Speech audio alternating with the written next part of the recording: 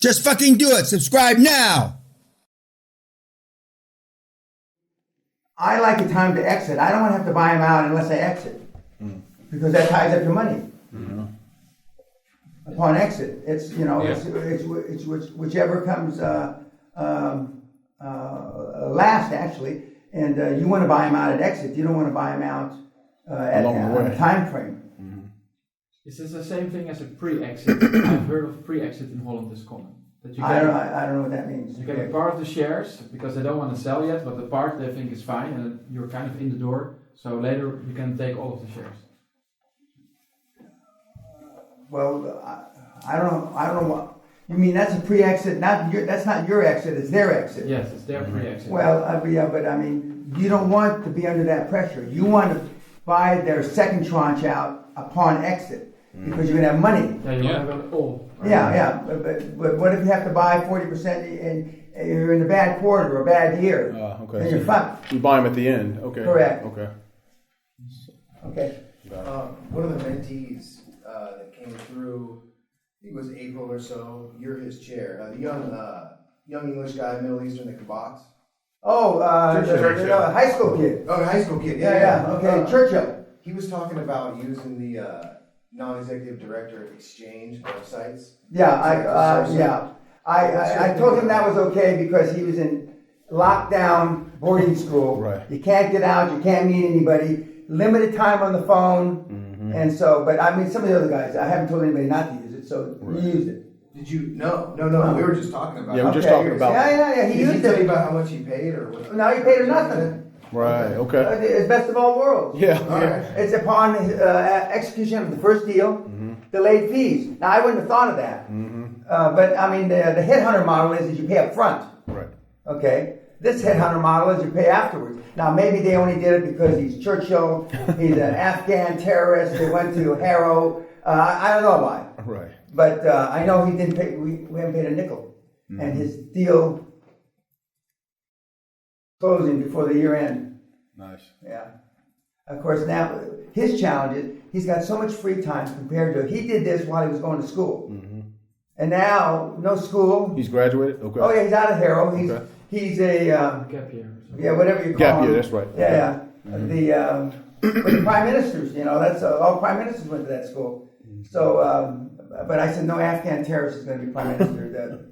You know, it's not likely. Right. But so he will pay those guys upon the completion of the first deal, which he's got to factor in. But I mean, the fee is, it was bullshit. It was wrongfully for the headhunting firm. They're so used to a percentage of the salary, compensation package. Well, we don't give any compensation packages to the fucking directors. So they're going to get a percentage of a number that Churchill decides, which will be, maybe it'll be based on, the director got 25,000 euros on the first deal. That's his transaction bonus. So they're going to get 5% of 25,000, which is nothing. Right. So they made a bad deal with the kid. And then he wanted to go back and explain to him. I says, they made the deal, right? You know, you're a kid, you know, in high school. You don't have to go back and explain to them that they fucked up. You know, were they Dutch? No, they weren't Dutch. If they were Dutch, they'd have your underwear and they'd have you hanging from a tree. Yeah. Okay, but no, that's the only person that I know that have ever used them. Okay. But I mean, the board, and I am the chair, are fucking all, I won't say brilliant, but you don't have to explain about their name. I mean, they're all big powerhouses in their industries, in this industry, in the UK. And in this country, if you've got letters behind your name, not just from your degrees, but a Knight of the British Empire and all that kind of stuff. Wrongfully, it still carries. There's an old boys network that exists here all through Europe, but especially here in the UK. That it wasn't dissimilar when many years ago when Mr. Heineken was my benefactor. Nobody ever asked me anything. They didn't ask me if I had money. They didn't ask me if I owned the castle. They didn't ask not one question did I ever get asked. When he was my main squeeze. And I'm sure the Netherlands is still pretty much the same. There's certain people in the country that and especially his name. Everybody knew his name. Yeah. I can't speak for his daughter. I never met his daughter, but She's famous too. but I think it's in 1864 when the original Heineken, the great grandfather, talked his mother into borrowing money so he could buy this broken down brewery, because they already had money from something else. But and of course now it's a dynasty. So what we got here? All right, so this is the second marijuana store. I've already explained my situation to them, why I was in the market, why I'm not now. Just coincidentally, so what I was explaining to them is the way that these licenses, when marijuana became legal, they anticipated 10,000 people were going to apply and try to open 10,000 marijuana stores. So they literally had a lottery. So they allocated X amount of liquor licenses, is what they are. It's a liquor license for marijuana, an addendum. They allocated X amount of liquor licenses to each jurisdiction depending on how big the population was there. So my situation is, I got a 5-store network, but it's all located in the unincorporated county outside of that real population dense city. City of about 100,000 people. That city has been allocated 5 liquor licenses, which when you really spread it out and look at it compared to other big population hubs, that's not many at all. So a few of the stores there are doing really, really well. Similar to other retail, it's location, location, location. Because the zoning with any county or city wants to put you in these shitty, industrial, way off the main drag locations, kind of like a strip club, out of sight, out of mind. Mm-hmm. The spots on the premier boulevards become just priceless. They can do 10 times as much as other stores. So my stores are outside of the big city center, kind of clustered as close as I can to some of those main drags. Whereas coincidentally, right in the same couple month period, 2 of the 5 stores in the city zoning next to mine became available for sale for 2 completely different reasons, which is really rare. A lot of these things don't turn over. Mm-hmm. Even if it's a mom and pop running it, squeezing every nickel, they basically bought themselves a job. They hold on to that license for dear life. Right. You know?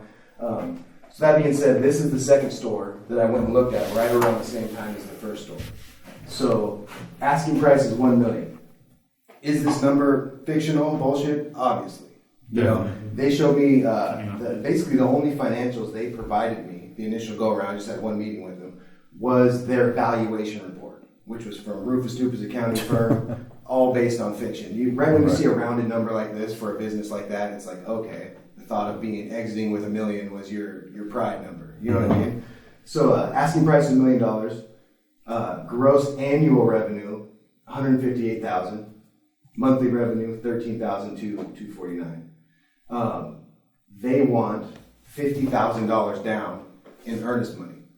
So held in escrow during the feasibility period. If both parties can't come to mutual agreements on the PSA, I get it back. Okay, have you ever tried to get money back out of an escrow account? Right. No. You won't ever get it back. Right. You just burn it. It's like a weed. You can light your weed with it because it's gone. No shit. They will take you $250 to get the 50 back. Right. You have to sue for that. So earnest money died in the 80s.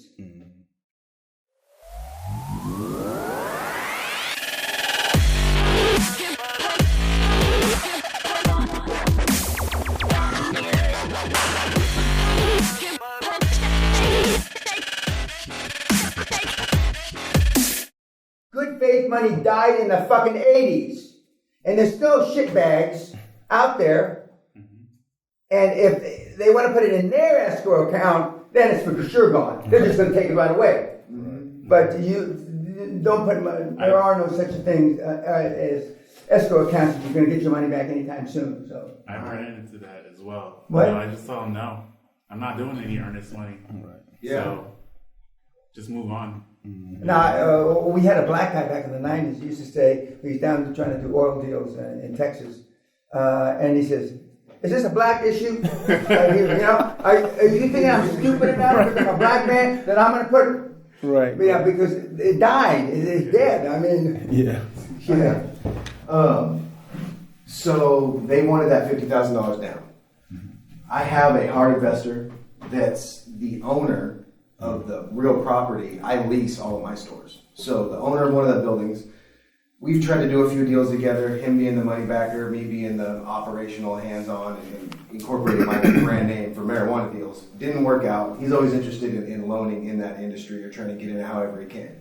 So my thought was to borrow the money from him. He agreed to match the seller financing term. So the seller's gonna want $50,000 down, do 95% seller finance. They're gonna carry the note for $950,000, 5% interest over a 3-year amortization schedule. So immediately the investor's like, okay, we'll just match what he's doing, So I'd be borrowing 50 from the investor, 5% 3-year am. The monthly payment on that's about $1,500. The monthly payment on the seller finance is about, $28,500 per month. So mixed with the annual monthly gross revenue, doing the math on this, the DSCR is not even half. Right. And it's hard to tell what revenue they're doing when they're looking, but I had the gut feeling right when I looked at it. It's one of these buildings that's residential / commercial. So kind of like a little mom and pop massage or Real, law like firm a somewhere. little townhouse type? House, basically, yeah. Okay. What's the profit on that? The profit on that 158? If it's real, what is it? The net profit on the revenue? I'm just curious. Yeah, absolutely. And the reason why this is got to be a lender finance because it's a weed deal and you can't get commercial loans. That's right. Okay, yeah, no, I just miswrote when I was writing this. This is the actual profit. Okay. So the revenue is different. So I'm just gonna make myself a little arrow for what the real revenue is. Is it 153? 158? Yeah, the EBITDA is 158. Yeah. Yeah. Got it. Okay. Yep. Okay. Yeah, so what they're calling the actual profit, which is this, again, I miswrote. They're going off the term no plat. Net operating profit less adjusted taxes. So it's a different number than the EBITDA. But You can still it's all bring it back. bullshit. Yeah. Well, and I don't trust their financials Right. at all. I never got a chance to even get a real profit loss, balance sheet, cash flow statement, and even make sense of what was what. You know what I mean? Right. So no, I mean, just off the numbers that I was able to learn, doing the handshake deal, exchanging papers, signing the NDA, doesn't even meet the service, by half, not even half, But when the sellers get a number like this in their brain, Yeah. wherever The 1 million. Yeah. they don't give a fuck whether it makes sense. Right. Yeah, and then this deal was, so going back to what I was saying, how the state anticipated this huge tidal wave of people applying for these licenses. They did the lottery. Ended up with a lot of people drawing these lottery tickets that had no business running a business. You know what I mean? Luckily, I found Dan, and I did a lot of my own self-learning over time, so I've become kind of acclimated to being able to know what's what. A lot of these people, it's what you'd expect. Tie-dye shirt, they're smoking bong hits in the back, you know what I mean, the whole nine. So I didn't actually meet the daughter, who's the license holder. It's one individual owner that owns that liquor license. She's represented by her dad. Old fat guy, lung issues, in a wheelchair. Shit. Real jolly fellow. But again, he just is stressed out. He's disillusioned, in over his head. So he's an attorney, right? No. Oh, that's another guy. Got it. Yeah. That guy's an actual attorney. Got it. This guy actually runs the store day to day. Got He literally sits by the front door in an electric wheelchair, and he's like the jolly old guy of the place. You know what I mean? They, just a little dialogue I had, the way that they were talking about it, stressing out the father-daughter relationship, I got the feeling it was all financial. They're just literally insolvent, in over their head, have a bunch of fucking debtors on their ass, and it's probably wearing on them over time. Absolutely. So I looked at this back in April, I believe. Apparently, through the rumor mill, this store is still for sale. Somebody's going to buy the hard assets, essentially. I think just the liquor license itself, just do an asset sale for $600,000. So I mean, you could see that number was complete fiction. Debt's still adding up. The revenue hasn't changed. I'd imagine it's not like you're going to turn around that fast in a shitty location like they had. Now, do these weed places, they sell alcohol as well or just weed? Just marijuana only. Yeah. Okay. And we're disallowed from selling anything other than what's the marijuana product itself and what's used to store and How about consume. chocolate brownies and shit? I mean, Yeah. now that I had my one marijuana cookie a few months ago in Holland, I'm an expert now. Right. God damn, this food tastes good. And then Gwen and Vinica and my wife started laughing their ass off because I had this big Anyway, But yeah, no, we have about 1,000 SKUs. So, you know, they'll be broke down by different brand names and farms and all that. But I mean, 1,000 unique products. So no, we have suppositories, fucking Oh, creams, great. every kind of food you can think of, anything you could cook with, any way you could smoke and consume it. I mean, my brand's known for having an over-the-top selection. You know what I mean? In comparison to average. Right. So no, you'd be amazed at the way they find. I mean, pretty soon, I always joked years ago that eventually they're just going to be shooting it up. Right. Someone's going to figure out a way to put that shit in a syringe and just go to town. You know what I mean? well, he sounds like he knows a lot about strip malls and that kind of, the underbelly of Yeah. the world. I haven't been around in 40 or 50 years.